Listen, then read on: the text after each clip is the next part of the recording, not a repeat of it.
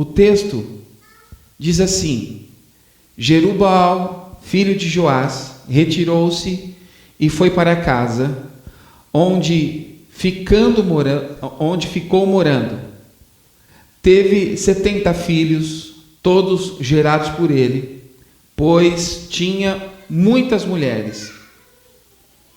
Sua concubina, que morava em Siquém, também lhe deu filho, a quem ele deu o nome de Abimeleque.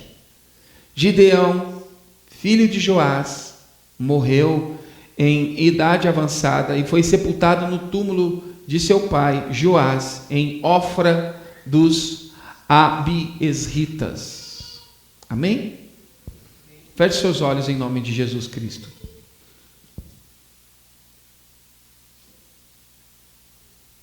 Pai amado, rico em bondade, rico em misericórdia, nós te agradecemos por essa manhã, te agradecemos por esse domingo. Eu peço encarecidamente, Pai, que o Senhor abra os ouvidos dos teus filhos, para que eles possam aprender da tua palavra, para que eles possam ouvir a tua palavra e colocar a tua palavra em prática. Que o Senhor possa perdoar os nossos pecados e nos fazer conforme a imagem do Filho, Jesus Cristo. Isso só é possível ouvindo a tua palavra, absorvendo a tua palavra. E que não sejam minhas falas apenas sendo jogadas ao vento, mas que eu possa ser, Pai, nesse momento oráculo, e dizer aos teus filhos, Pai, o que o texto significa, dizer aos teus filhos a tua palavra unicamente. Nós pedimos estas bênçãos, sabendo que o Senhor nos ouve e atende, em nome de Jesus. Amém.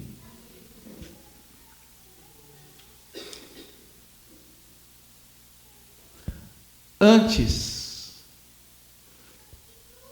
de falar sobre o texto, eu quero saber se todos vocês têm uma caneta e um papel, ou um celular. Então, nesse caso, você pode pegar o seu celular.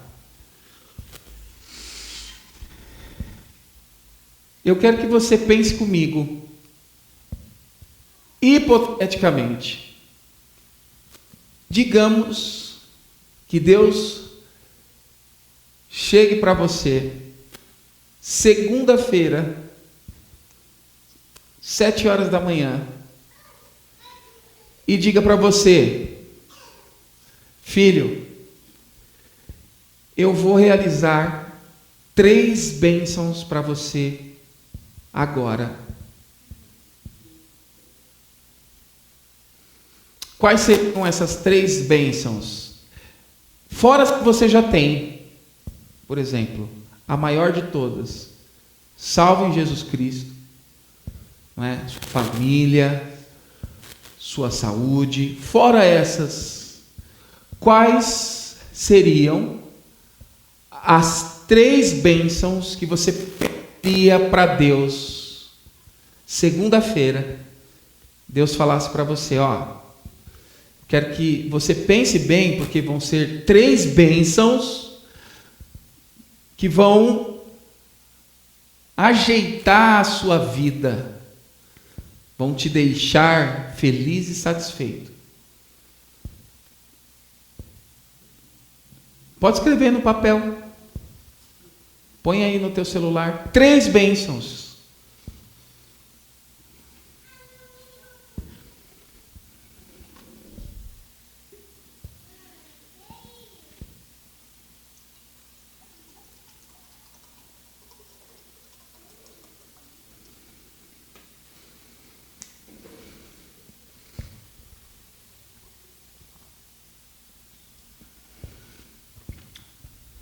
Três bênçãos, Wagner? Escreveu aí? Está pensando? Já escreveu, Thaís? Uma só? Uma só? Gente, que bênção vocês. Uma bênção só. Tá bom. Ele realiza essa bênção, puf, vai embora.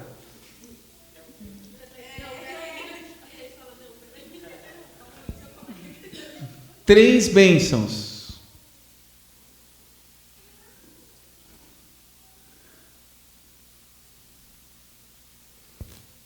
Precisa você ser cientificamente, estrategicamente. Pode escrever 3 bênçãos aí, Wagner.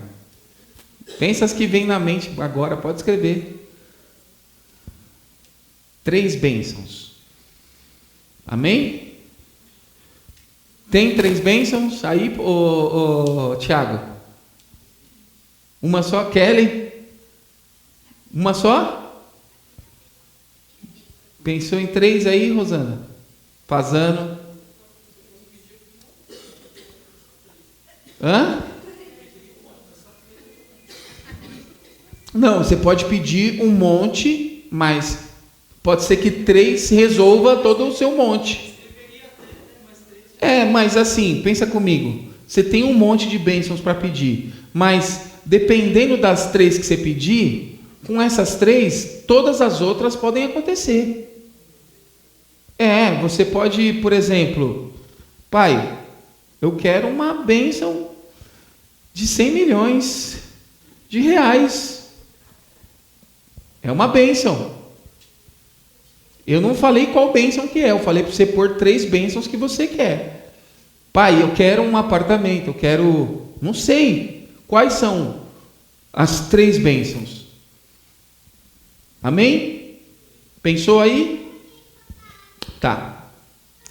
Você já ouviu a expressão ter o rei na barriga? Já? Você conhece alguém que tem um rei na barriga?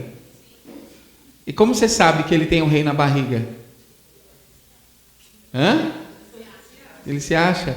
Tá, mas você sabe como surgiu a expressão ter o rei na barriga? Da onde surgiu essa expressão? Sabe da onde? Então vamos lá.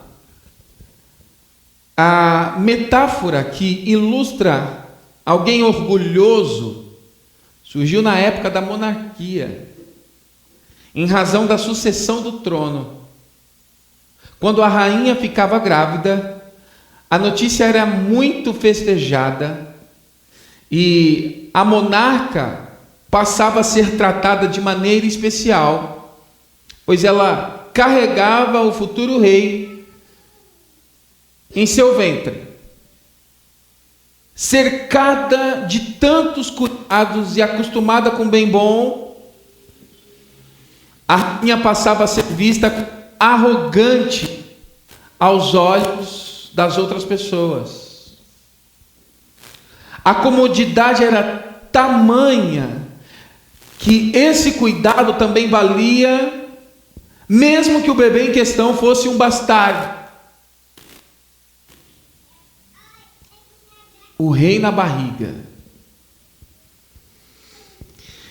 É fascinante, irmãos, observar como a Bíblia nos apresenta exemplo de líderes que, apesar de terem sido usados poderosamente por Deus, acabaram sucumbindo às tentações do poder e da ambição. Gideão, o juiz que liderou Israel contra os midianitas, é um exemplo disso. Embora tenha sido um líder eficaz e um homem de fé, o final de sua vida foi marcado por uma série de decisões questionáveis. Por isso que eu não sou a favor de igrejas que fazem o ano de Gideão. O ano de Gideão, olha como foi o fim da vida de Gideão.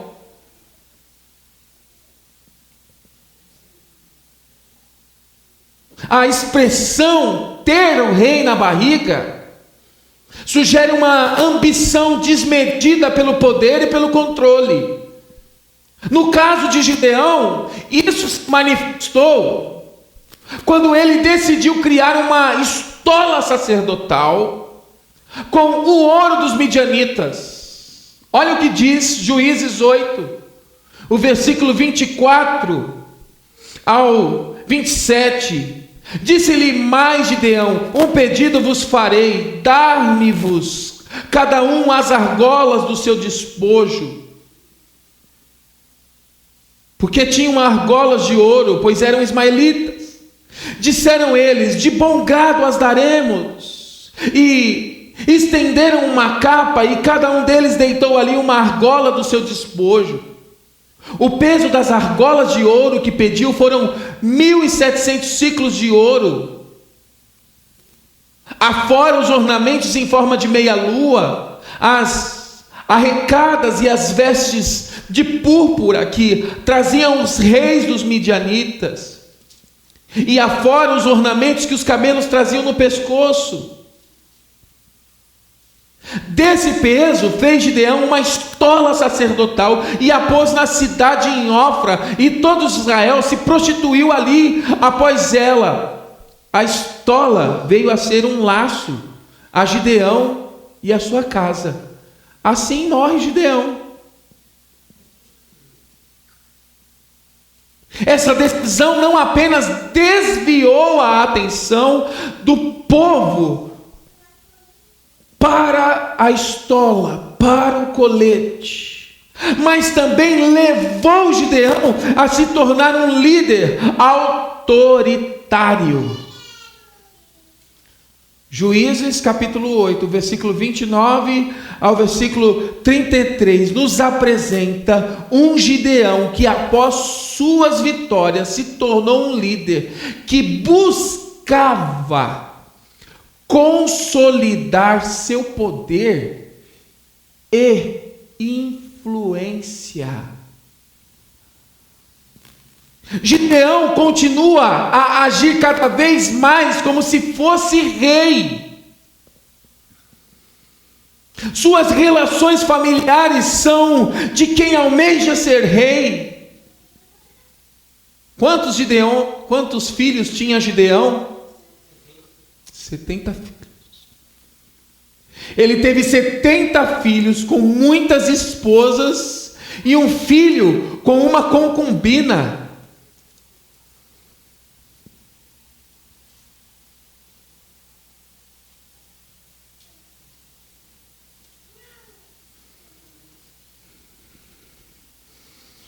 Teve Gideão 70 filhos, todos provindos dele, porque tinha muitas mulheres. A sua concubina, que estava em Siquém, lhe deu também à luz um filho, e ele lhe pôs por nome Abimeleque.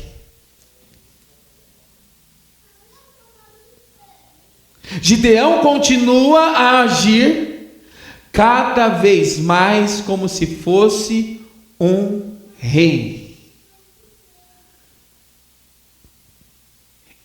E Gideão até mesmo deu a seu filho ilegítimo o nome de Abimeleque. Você sabe o que significa Abimeleque?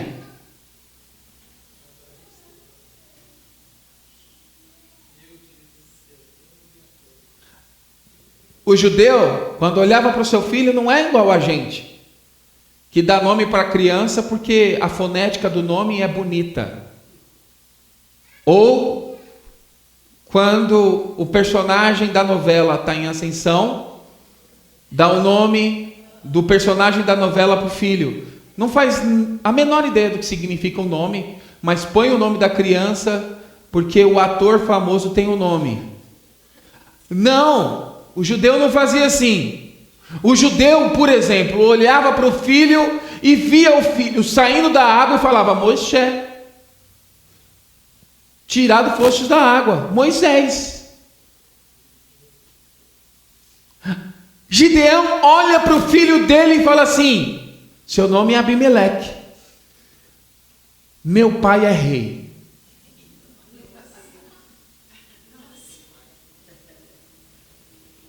Esse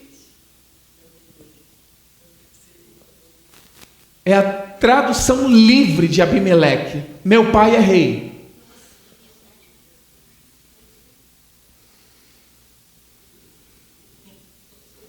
Versículo 31. Sua concubina, que morava em Siquém, também lhe deu um filho, a quem ele deu o nome de Meu pai é rei. Como vai chamar o menino? Meu pai é rei. Gideão, reina sobre nós. Não, imagina. De jeito nenhum. Eu reinar sobre vós? Imagina, Deus é sobre vós. Deus reinará sobre vós. Gideão, põe o nome do seu filho. Meu pai é rei.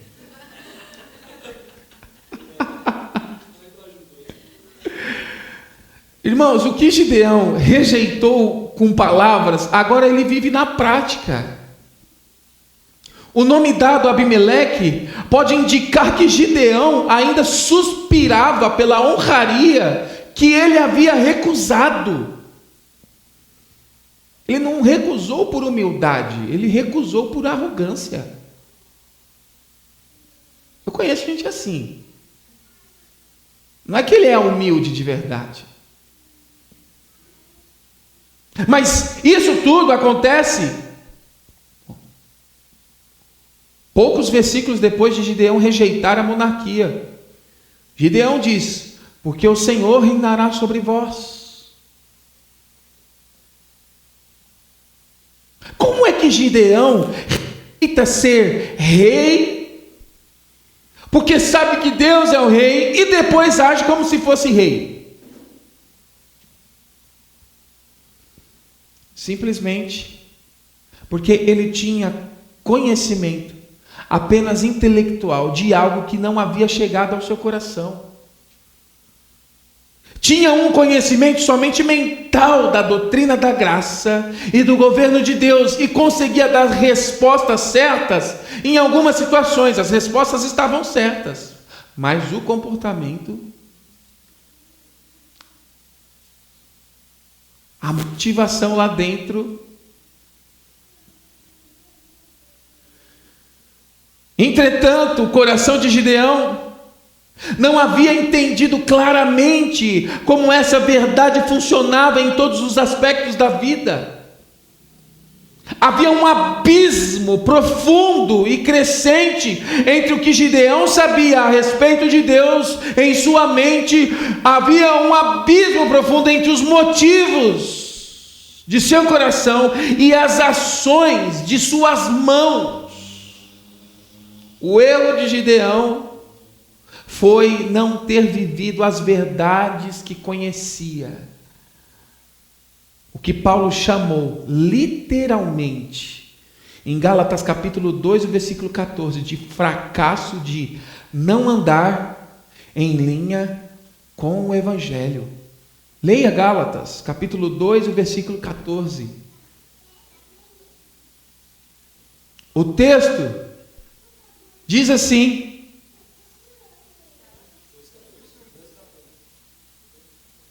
eu não vou ficar repetindo para vocês versículos, vocês precisam prestar atenção, gente.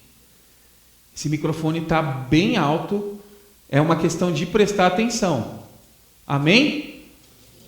Gálatas 2, o versículo 14.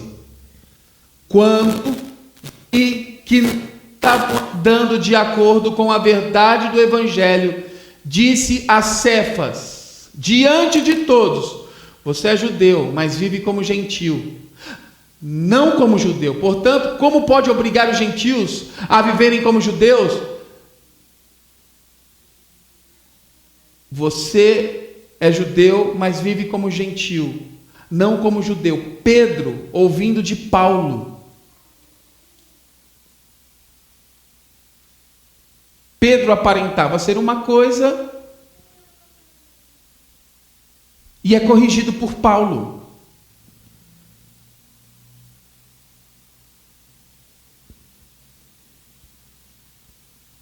Não andava em linha com o Evangelho.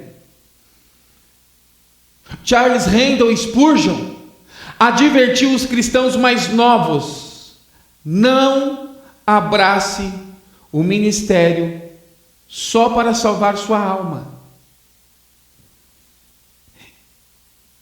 O Charles Spurgeon sabia como é fácil usar a posição de líder da igreja para conquistar influência e honra para nós mesmos,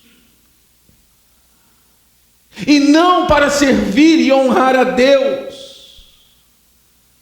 Claro que, como Gideão, continuamos afirmando que Deus é rei, mas queremos que as pessoas nos procurem em busca de conselhos, respostas, salvação. Temos a necessidade de ser necessários. Fazemos um colete sacerdotal e passamos a usá-lo, tão sutil e tão moral.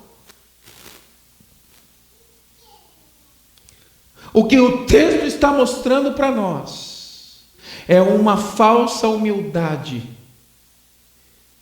Meus irmãos, a falsa humildade é a pior forma de arrogância.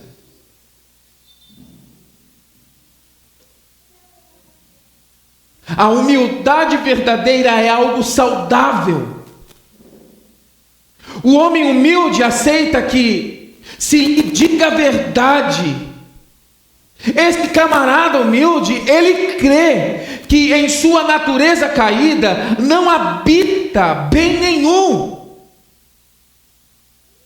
Ele reconhece que separado de Deus não é nada, não tem nada, não sabe nada, nem pode fazer nada. Mas esse conhecimento não o desanima, porque também sabe que em Cristo ele é alguém, sabe que para Deus ele é mais precioso que a menina dos seus olhos, e que pode todas as coisas por meio de Cristo que o fortalece, ou seja, pode fazer tudo o que está dentro da vontade de Deus que ele faça. A verdadeira humildade.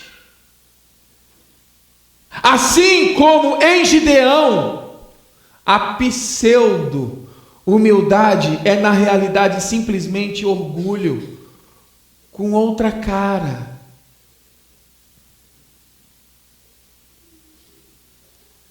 Irmãos, na oração do falso humilde, faz-se evidente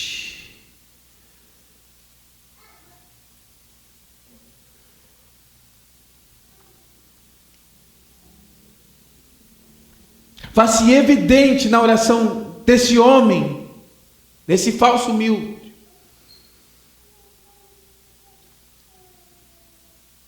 uma oração que se condena diante de Deus como fraco, que se condena diante de Deus como pecador e nécio.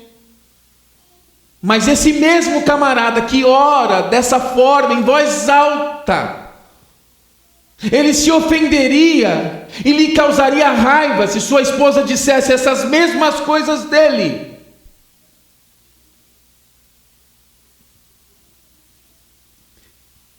Ele ora assim, mas quando alguém diz que ele é assim,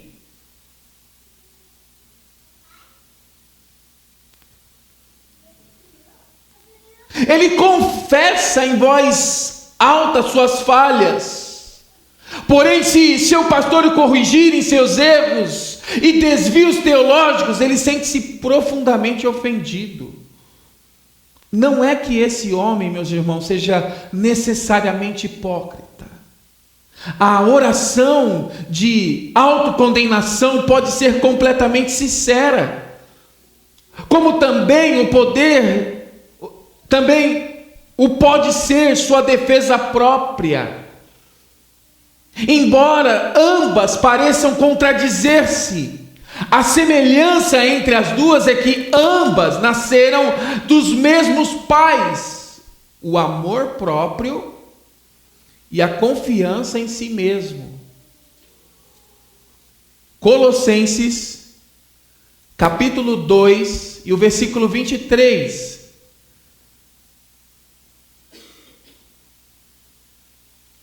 Olha o que Paulo diz à igreja: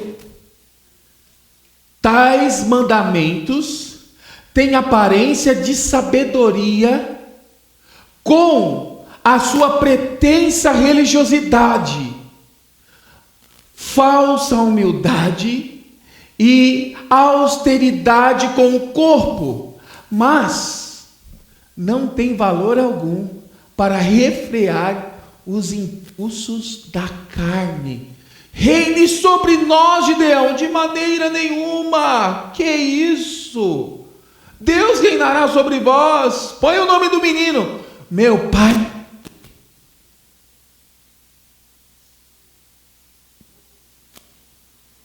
Gideão diz não ao reinado com a boca, aparentemente reconhecendo a soberania divina, mas seu comportamento anseia pelo trono. O homem simples de Manassés teve muitas mulheres e 70 filhos. Esse grande harém, queridos irmãos, era uma ostentação, só encontrada nos reis do Oriente Médio. Ele estava ostentando. O autor faz questão de colocar o número de mulheres que ele tinha, justamente para revelar o coração ostensivo dele. Ele ostentava.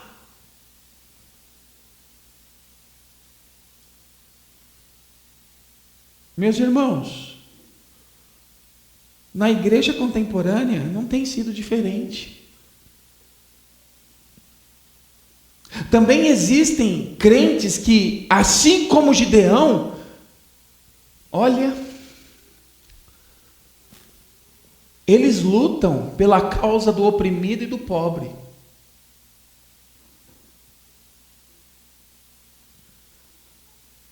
É lindo ver eles lutando pela causa do oprimido e do pobre. No entanto, nunca houve na história do cristianismo uma preocupação tão intensa com a causa do pobre e ao mesmo tempo tão hipócrita.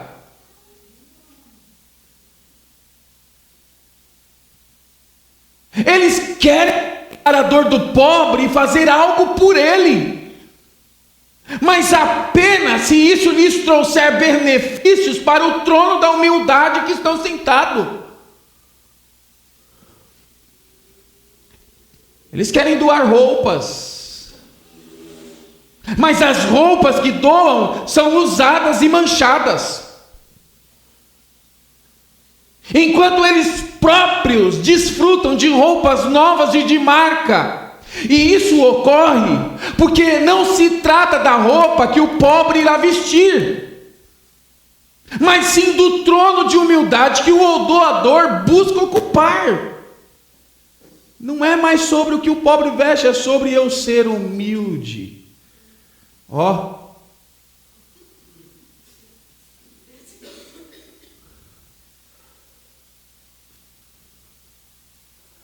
Essa roupa está amassada, está velha. Não tem problema, ele é pobre.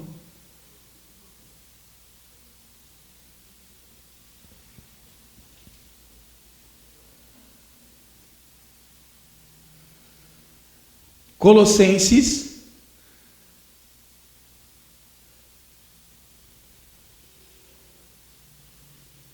capítulo 2,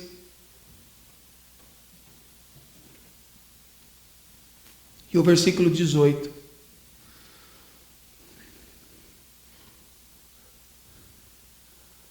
Se você quiser ler comigo, pode ler. Não permitam que ninguém que tenha prazer em uma falsa humildade e na adoração de anjos o impeça de alcançar.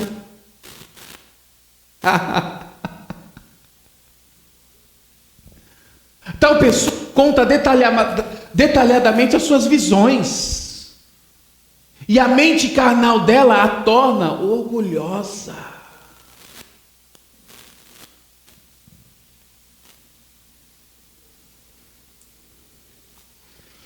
Irmãos, os que se assentam no trono da humildade regozijam-se quando seus filhos fazem aniversário, porque assim podem fazer uma linda festa e convidar aquela família pobre, para que todos percebam que Ele, no trono, não faz acepção de pessoas. Tragam os pobres. Vejam como eu sou humilde.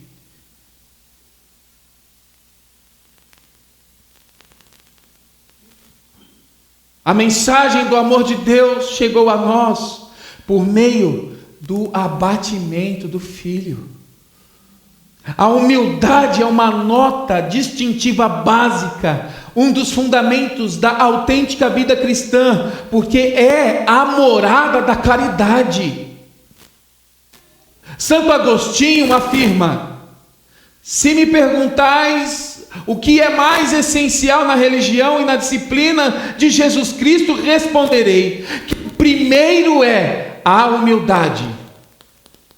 O segundo, a humildade. O terceiro, a humildade. O piedoso sabe bem distinguir entre obras e meros sentimentos. Meros sentimentos são dispensáveis. Obras são necessárias.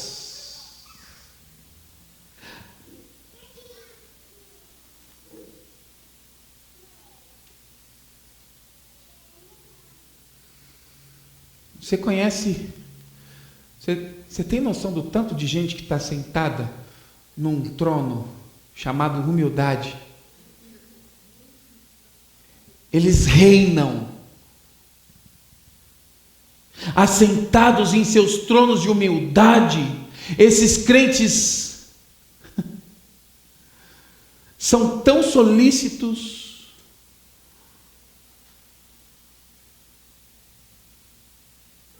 eles se assentam num trono de humildade.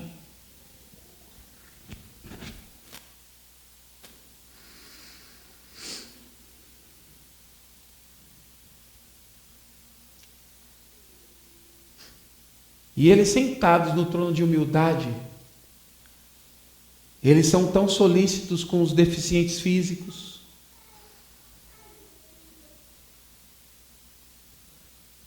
até o dia em que seus filhos lhes apresentem um futuro cônjuge cadeirante, cego ou surdo. E Deus lhe diz: saia desse trono, eu sou soberano. Sai do trono da humildade, eu sou soberano. Você é realmente a favor da causa do povo de Deus quando isso lhe custa o trono? Você é a favor da causa do escorraçado pela sociedade quando filho ou filha lhe apresenta um deficiente visual e você pergunta ao seu filho: filho, é isso mesmo? Filho, você o ama? Então assim seja. Levítico, capítulo 19, e o versículo 14.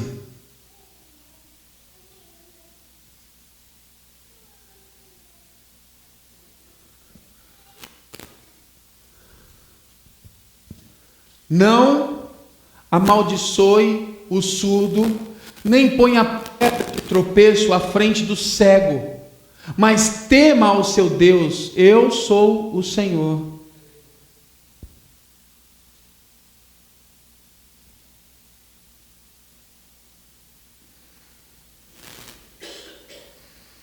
O texto hebraico desse versículo parece dizer: mas terás medo, é do teu Deus, porque o deficiente visual ou auditivo, ele não pode cobrar tua falta de respeito. Ele não te ouve, ou não vê o que fazes, mas o teu Deus está aí para o defender da sua humildade. Como assim defender da humildade? É quando você olha para o seu filho e fala assim: sabe, né, filho? O pai e a mãe só querem o seu bem. A gente só quer o melhor para você, filho.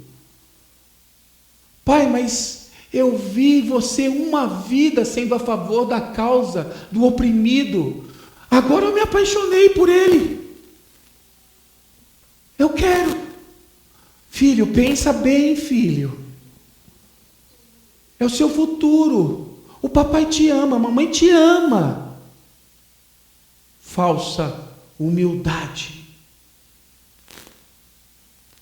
Deuteronômio, capítulo 27, versículo 18. Esse texto, expressando os mandamentos em forma de maldições, diz: maldito quem desviar o cego do seu caminho. Maldito seja aquele que fizer o cego errar o caminho. Todo o povo dirá: amém.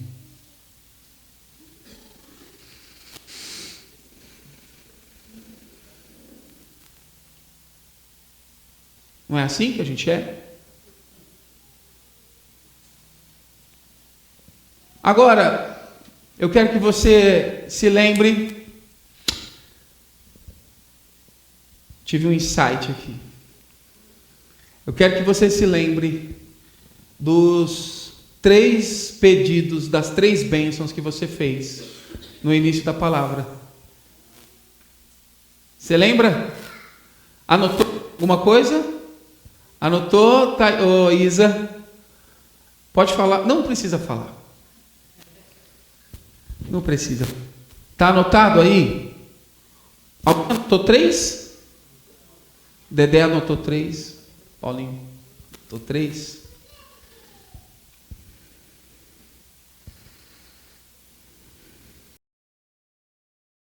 Olha aí no papel que você anotou ou no seu celular. Qual das três bênçãos você pediu para Deus que algum cadeirante pudesse andar?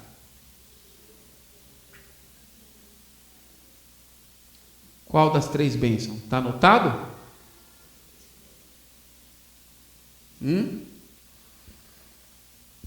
Em qual dos 3 pedidos você pediu para Deus restabelecer a saúde mental de algum autista?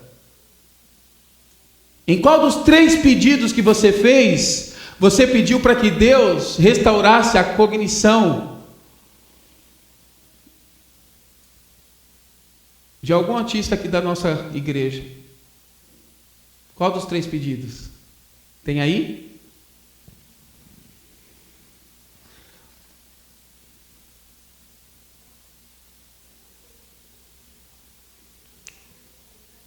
Em qual dos 3 pedidos você pediu uma bênção para aquele pobre que você gosta de ajudar?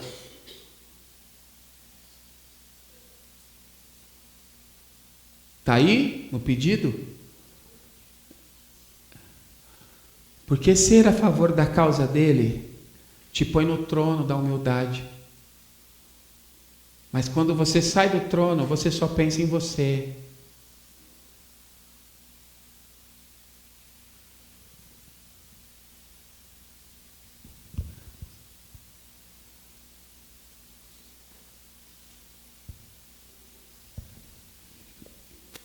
Então, a favor da causa dos midianitas, reine sobre nós de jeito nenhum.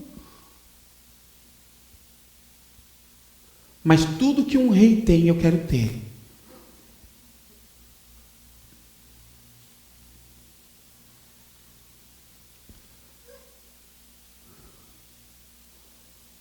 Qual desses 3 pedidos aí? Você lembra a última pessoa que você ajudou? Que você foi lá e você se derreteu em compaixão? Qual dos 3 pedidos essa pessoa está inclusa aí? Ela está aí? Se tivesse anotado, era provas, né? Ainda bem que ninguém anotou. Quando você é impelido pela piedade, representar a misericórdia divina na vida do oprimido, faça-o por completo. Não faça como Gideão, que depois de ter livrado o povo das mãos dos midianitas, colocou no filho seus ardentes anseios. Abimeleque, meu pai é rei. Não, seja súdito quando não estiverem vendo você.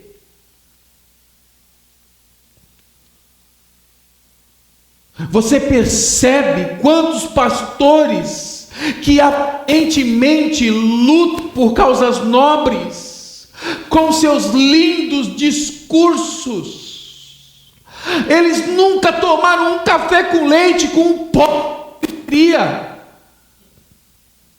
Eles vivem no luxo em bairros nobres de São Paulo. Eles falam do oprimido, mas nunca são encontrados nas comunidades, nas favelas. Eles são contrários à situação social dos menos favorecidos, mas andam de carros importados, de seus luxuosos apartamentos para dentro de seus gabinetes, com celulares de última geração, exclusivamente iPhone. Eu sou contra iPhone? Sou nada. Eu sou contra a falsa humildade. Você venderia para aliviar a dor do pobre? Dias atrás, um pastor, ele realizou um lindo ato que foi visto por todo o Brasil. O camarada recolheu a oferta e entregou nas mãos de uma irmã que precisava pagar o aluguel de sua casa. A causa é nobre. Mas você tem noção da proporção entre ajudar um pobre que todos veem e a proporção do montante de dinheiro que entra mensalmente na igreja e ninguém vê? Eu ajudo esse pobre agora que todos estão vendo com a oferta da noite, mas vai falar o que entra de verdade lá? Dava para ajudar quase que uma cidade. Porque quando a causa é sentar no trono da humildade, eles negam o trono com aparente humildade, porém Abimeleque está lá, simbolizando o desejo de poder e reconhecimento. Meu pai é rei. Provérbios capítulo 11 e o versículo 3.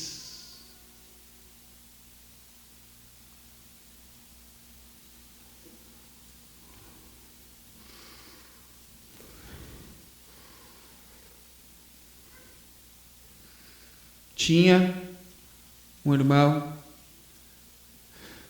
que ele cheirava piedade, ele cheirava humildade. Esse irmão amava encontrar o Lincoln e destilar sobre a vida do Lincoln toda a piedade dele, toda a humildade dele.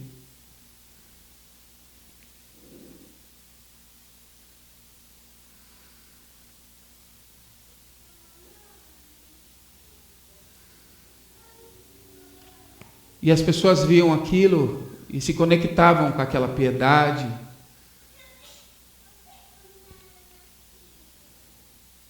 Porque era o Lincoln na terra e Deus no céu.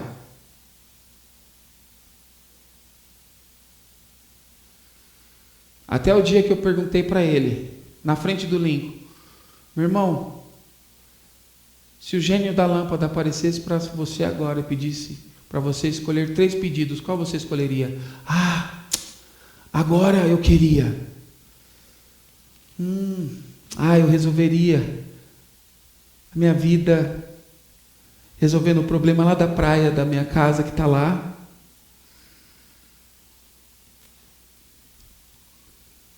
Um carro que esse aí tá para trocar. E a saúde da minha esposa, alguma coisa assim. E aí eu falei para ele, você vê que nenhum dos 3 pedidos foi para ele ficar de pé?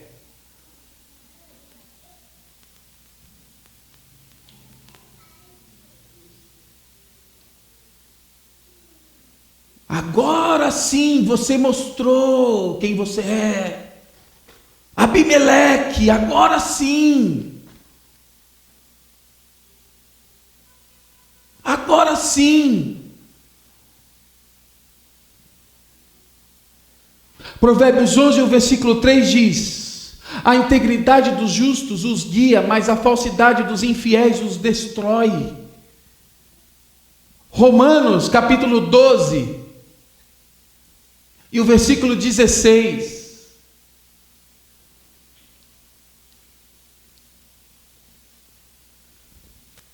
Tenham a mesma atitude uns para com os outros, não sejam arrogantes, mas estejam dispostos a associar-se a pessoas humildes.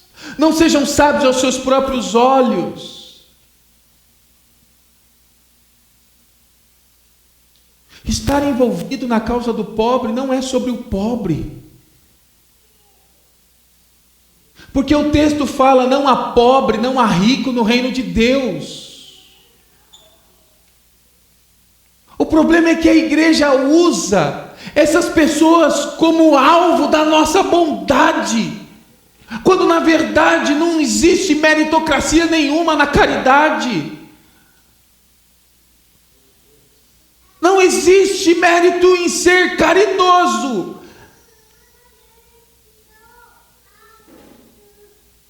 Como é maravilhoso, meus irmãos, contemplar aquele de quem todos os juízes são sangues, e observar como ele usou sua posição.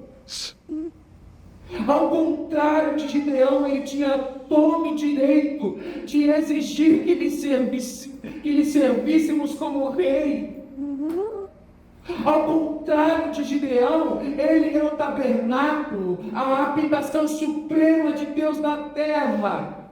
No entanto, Jesus resistiu à tentação de governar com poder sobre as nações. Lucas, no capítulo 4, versículos 5 ao 8, ele diz: não veio para ser servido, mas para servir e para dar a vida em resgate de muitos. Aleluia! Ele nos resgatou de nos vangloriarmos do sucesso, bem como de nossas respostas autodepreciativas ao fracasso. Ele usou sua condição de filho para nos libertar da necessidade de reconhecimento e do ressentimento. Quando não somos reconhecidos, ao contrário do colete sacerdotal, temos aqui aquele a quem devemos nos achegar em adoração: Jesus Cristo, que, embora sendo Deus, não rejeitou o ser igual a Deus. Não foi humilde, a sua quinosis não foi humilde, não foi uma falsa humildade, o seu esvaziamento não foi. O castigo que nos traz a paz estava sobre ele. Pelas suas pisaduras nós fomos sarados. Nós fomos curados da doença que se chama eu.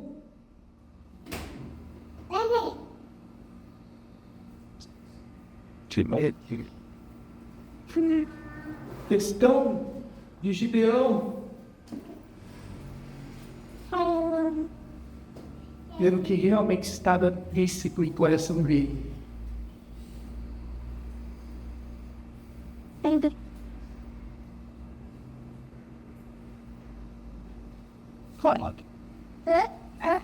Ele foi a favor da causa de Israel com os midianitas.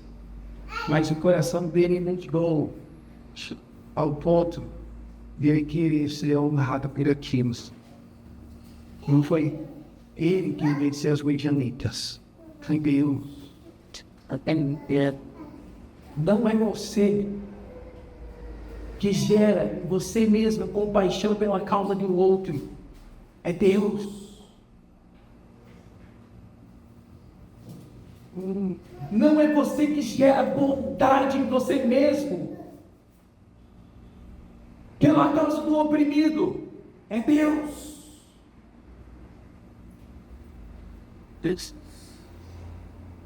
Em qualquer lugar que você for na periferia de São Paulo, qualquer igreja que você entrar, as pessoas vão falar para você: seja humilde.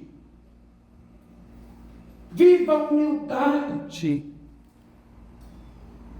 Mas tem tanto soberbo humilde que disfarça a sua soberba com humildade, que governa sentado no trono chamado pela humildade.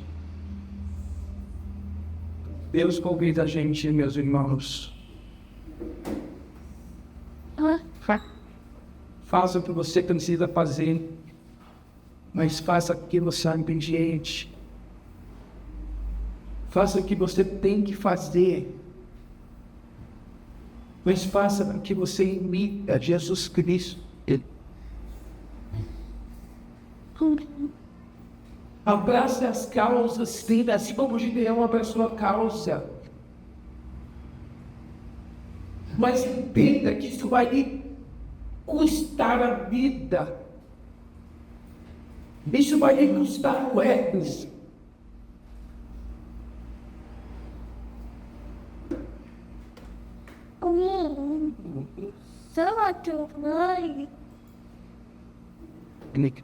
Conhece a gente? Assim, ele dá isso aqui de camarada e ele fala assim: ó, eu te peço o amor de Jesus Cristo. Não fala pra ninguém que foi me tirei. Não fala pra ninguém. Se sua mãe perguntar, ninguém fala. Seu parente não fala pra ninguém. E você olha pra pessoa e você fala: camarada humilde. Aí você cabe o ponto. Aí você chega e fala assim: ó, irmão, o irmão pediu para não falar, meu irmão foi ele que deu, mas eu preciso falar. Eu preciso. E o irmão José, tá aqui, Deus abençoe. Aí o irmão José, pode ir lá, você sentou no trono. Ninguém amor livre. Todos olham e falam: que humilde. Não é assim o reino de Deus, irmão. Fazer mais sobre nós. Agir com o outro não é mais sobre nós. Não é sobre nós mais.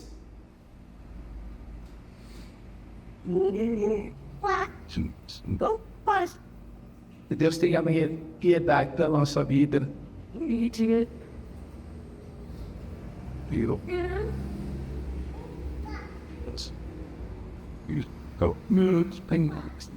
Assim, Deus já apareceu na segunda-feira, te oferecendo 3 pedidos, reviso os pedidos. Não sei, tá bom.